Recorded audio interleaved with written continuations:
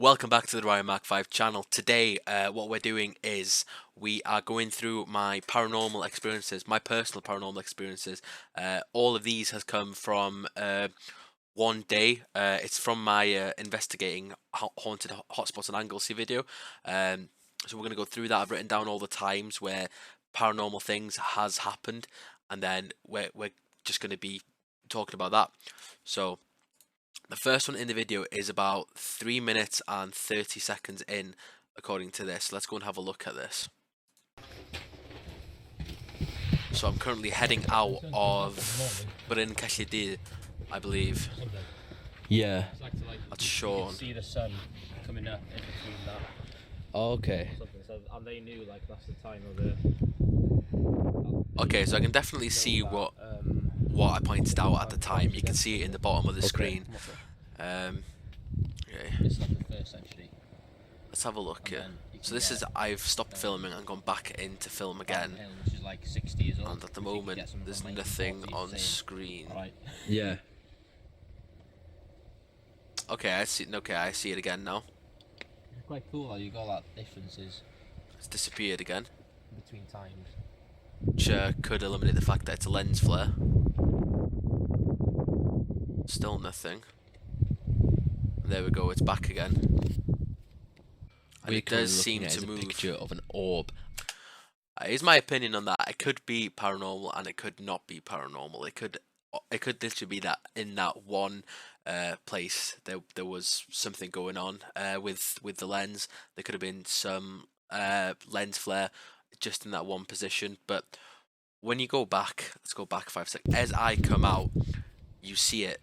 It moves across. I can definitely see why I put it down to being more like an orb, but further down the line, after looking at it again, I would call it a unknown light anomaly, as someone off Ghost Adventures would call it. But you can definitely see how I could have thought that it was something paranormal, because it is very obvious and it does seem to flicker like this in fast movements. We're currently looking. So yeah, this is the next location. So let's go to 11 minutes. We'll go from 11 minute 13. This is me and Sean making our way down to the entrance where I'm talking about. I want to try and debunk everything.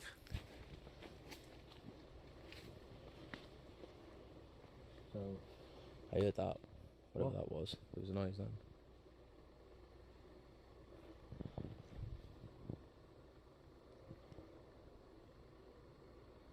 So the noise I heard, it's not audible on camera, but what I think I heard at the time was somebody rustling through the trees, but I didn't highlight it as much in this video because well, it's a forest. There could be animals, there could be literally just somebody just going away from exploring the place that we're about to explore. But it was odd how we didn't hear anything after that. At the time, it was a bit jumpy for us because we hadn't even gotten in yet and we were hearing noises. But I believe at the time it did sound like somebody either dragging something or just rustling through trees. I think that's what was captured. Well, not captured, but I think that's what I remember happening at the time. So that one's not too spooky, not enough to talk about for a longer period of time.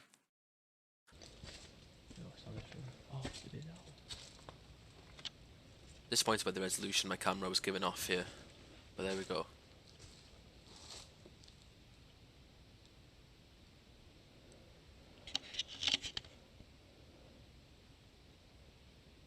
too quiet. Yeah. What I will say is, what I may have caught from the corner of my eye. I remember this. So we were in the main hallway that linked all of the rooms and paths together within this old mansion, and as I'm turning, I'm looking down at my camera screen to make sure I'm getting good angles of everywhere. I don't know why my camera quality was so poor this day. I was having some technical troubles with the camera where the batteries weren't charging correctly, but since then I've had new batteries and it's working fine. So hopefully before the next video of exploring somewhere, I'll have a much better resolution. And I think if I remember correctly, what I caught was well, I didn't catch it on camera, but as I was looking down at the screen, I sort of captured something out of the corner of my eye, of something going across the open doorway really quickly, like a black shadow. But as I mentioned Yeah, further I feel on, like I saw something go across here. across The there. camera was pointing there, so I might have caught it. But it could just be my mind playing tricks on me. At this point, we're both very nervous and edgy. This is our first time going inside there. It could have very well have been that I was seeing things or my mind was playing tricks on me. Because if you work yourself up about a certain location and it's in your head that, okay, we're going to see something, we're going to see something, your brain is going to force you to see something. It might not even be there. But it could have very well have been there, but I didn't capture anything on camera. Let's go back to that moment just so I can check again. Because it's as I'm swiping here. No, there's absolutely nothing caught on camera. Yeah. So I'm gonna put that down to my mind playing tricks on me. In the same location. Let's listen quietly here, because I believe it's a footstep. What was that? Hear it? Yeah, it's a footstep. What was that? Hear it? Let's turn it all the way up in the headphones.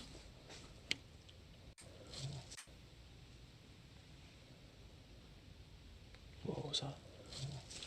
Okay, so in my head, I can slightly hear a noise that isn't us in the background, but I'm not sure if it's a footstep or I'm not sure what the noise is. But there's definitely something in the background, really faint, that you can hear it, but it's not coming from me or Sean. I remember this because I was pointing one way because I was drawn to that corner after having seen something out the corner of my eye. So when me and Sean was stood just in the middle of the place, just talking and figuring out where to go next, to hear an abnormal noise come from the corridor, it was a bit jumpy for us because it was a noise that we couldn't explain, we couldn't debunk it. There's so much going on there. You feel this energy. It sounds stupid, but when you go there, you automatically start to feel ill, like you shouldn't be there. Uh, that is what can cause it can paranormal activity can cause you to feel unwell if you're somewhere you're not meant to be.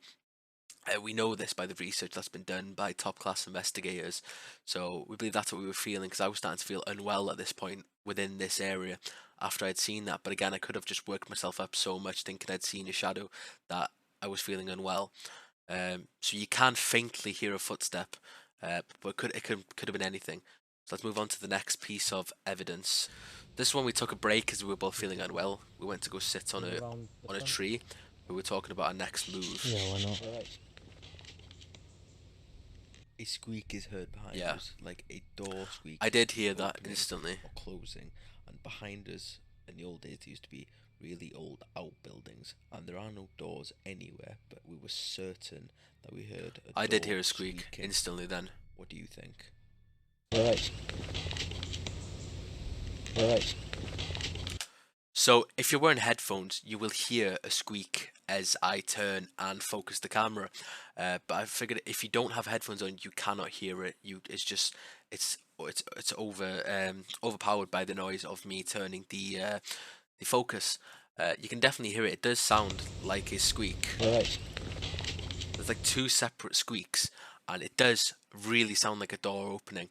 At the time, we were certain that there was something around us because of the fact that it sounded so legitimate, like a door opening, that we just thought, wow, okay, that's we've caught something.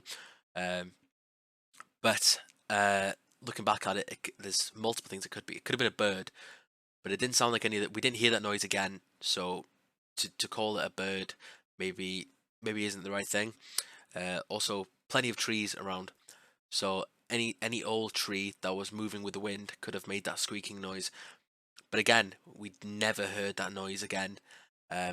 We only heard it that one time whilst we were sat down gathering our thoughts, and I was changing the camera, and that because of low battery issues. So to hear that squeak and to hear it so audibly again, looking back at it, I remember this because I was certain that we'd caught something, and I'm still certain that we've caught something, because it would have been a 1 in 100 moment if it was a tree because we never heard it again, and it would have been a 1 in 100 moment if it would have been a bird because we never caught that noise again. So it had to have been something that wasn't normal for the forest to bring out that sort of noise. It's clearly audible. and we both heard it at the time. Because I turned to Sean and say, I must have caught that. I must have caught that. I must have caught that. It was that loud in our own ears that we felt that we must have caught it. And if I hadn't have been focusing at the time, it would have been so much clearer, and it would have been so much more obvious why we thought it was a door opening. We were sat on that branch right there in the far corner, and we were walking from there, going back around, looking through the other buildings, and we were certain that I'd caught something paranormal, and again, I still am. This moment. As we sat down to talk about what we just heard, and we went over the footage to see if we could hear it, which we could slightly, so hopefully it's enhanced better for everyone to hear now. We heard like a scream for help, a woman's cry, but we weren't able to pick it up as we were looking over the footage at the time. So what happened here was when we sat down to gather our thoughts after hearing that noise, and we looked over the equipment, you could hear the squeak through just the speaker of the camera, which isn't brilliant. It's an old DSLR from 2013 or 14, so you can still hear it on that. It was that loud. What happened was we were looking through it, and Sean from his right side, I audibly heard it too, did sound like a woman's plea for help. It was quite loud, but we only heard it this one time. We only heard like help. We heard it that one time. I didn't hear a woman's voice again. But the reasons why we can't put this down to a paranormal experience is because the mansion is surrounded by a town, and the town stretches all around the mansion, and there's a school on the other side. The school was shut, but the road is quite busy. Not only this, but there are plenty of rivers going through this forest, and water can create the effect of hearing voices. That's something I learned from watching some ghost hunting episodes online. It's a common mistake that you hear water sounds and you put it to voices, but it's not always voices. But we're not quite sure what this was because the river wasn't close by. The town it is around us, but we are quite deep into the forest. We're about 15-20 minutes in, so it would have had to been a loud plea for help by somebody in the town for us to hear it. So I'm 70% sure that what we heard was paranormal. So we'll head to the next piece of evidence now, which I believe was the last in Barron Hill. That one. So we go to the K2 meter going off at 40 minutes in, which is interesting because doing our exploration of Barron Hill, we had the K2 device out, and it didn't fluctuate or go off once. And when we got to Penmon Priory, it did go off a few times, as you'll see in the evidence coming up here. So I believe this was the first time it went off. Let's have a look at this. The focus was terrible this video. I do apologise. It was dark and there was houses nearby, so we couldn't put our lights on, so we had to stay in the dark. Whoa, okay. Please light. Whoa, okay. Please light. Whoa. So on command, the K2 meter lights up to a 3, and you have no idea how much it takes for this K2 device to light up to a 3. It takes something physically touching it for that to happen, and the only way it does it without there being a magnetic field there is if you drop it. If you drop it, obviously the lights are going to go to the top because the buttons inside, the things like that, are being pressed on. But we went through the entire building at the time with the K2 and nothing. It was a steady 1, well, a steady 0, and nothing happened. But as soon as we put it down and started answering some questions about the time zone of when they may have died and things like that, this is when we started getting responses with the K2 meter. And this was one of the first responses. And I do remember this as being me thinking it was one of my most legitimate pieces of paranormal evidence that I'd ever caught. Because it's so plain and obvious that it's responding to my question. Okay. Please light. Whoa. All the way to a 3. Please light. Whoa, okay. Prior to these questions having had a huge spike, went on a dry patch for about 10 minutes where we heard absolutely nothing. So I still believe that is my first big piece of paranormal evidence. So after that, we move to 42 minutes in, where we get another EMF spike, I believe.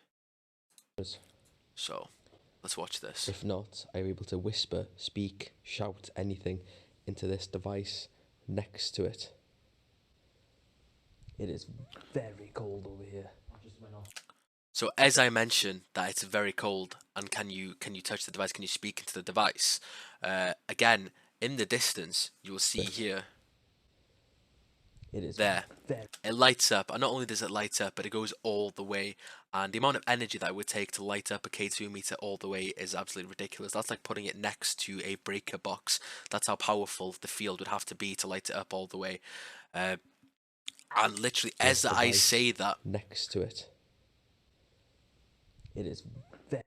I say it's very cold, and a common occurrence with spirits is that you feel very cold, the temperature drops. Yes, we were outside, but other parts of the area were warm.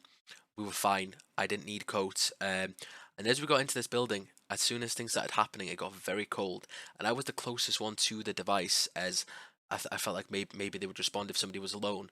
So that's why I went down there by myself to the other side of the building, and they were against the wall by the entrance, so about a good 30-40 feet between us. And I was feeling really, really cold at the time. And as I said, I'm feeling cold. As I pan the camera, you can see that the K2 device lights all the way up, and that's not done easily. It takes a lot of work for a spirit, should it have been a spirit, to light that up. That would have taken some amount of energy. Very cold over here. You see it in slow motion, and even Joseph and Sean are bewildered. You see that it goes all the way up to the far end, and that is ridiculous. It is. I'm gonna leave it running. Come over here. I'm shivering.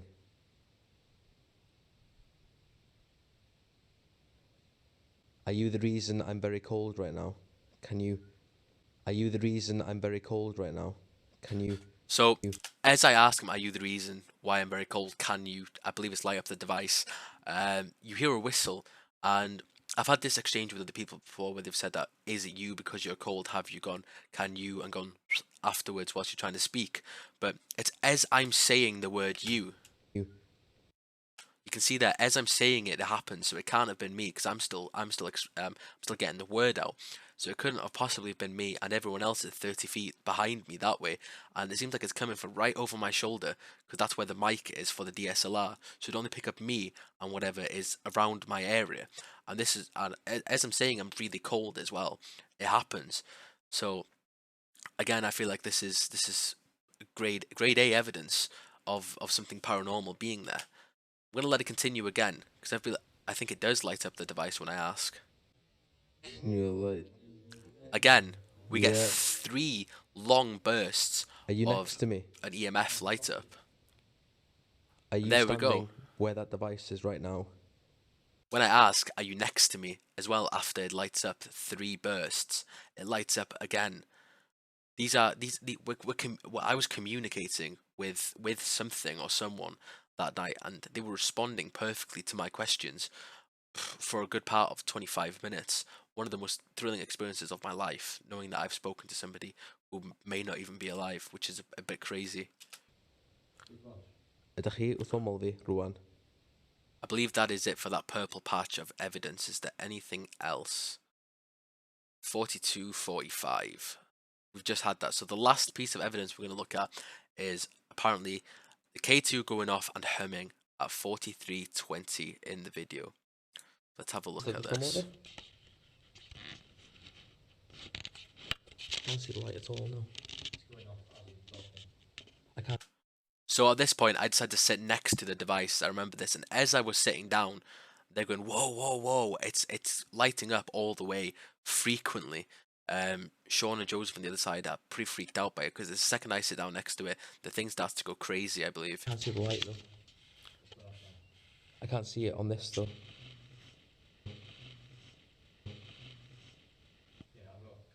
Hang on. So you can audibly hear then some humming as well as I go to sit down. Didn't hear this at the time. Obviously, got no reaction to it. Joseph and Sean, no reaction to it at all either. It doesn't sound like one of us humming at all, and it's echoed throughout the entire place. So one of us would have heard it, but no one reacted to it. So is that another piece of evidence that we weren't alone in there? I see it now. Let's go back to that humming. So it's after Sean speaks, and no one else speaks after Sean. So it's not Joseph, it's not myself because it's too far away, and it's Sean's not speaking again after. So something else has made that humming noise. Hang on. Next to me. That is it for all the evidence that I caught from this night, and I do think that this was a successful paranormal investigation of 3 hotspots on Anglesey for paranormal activity. If you'd like me to go back to these places and make an even better video, or focus on just one of the locations in a video, a lengthy video, please let me know. If you enjoy these type of videos, again, I'll make some more. I've got plenty of paranormal experiences I can talk about, and my family's paranormal experiences that I can talk about. So please subscribe for future content like this. If you enjoyed this video, leave a like, comment down below if you want me to do more. Thank you, goodbye.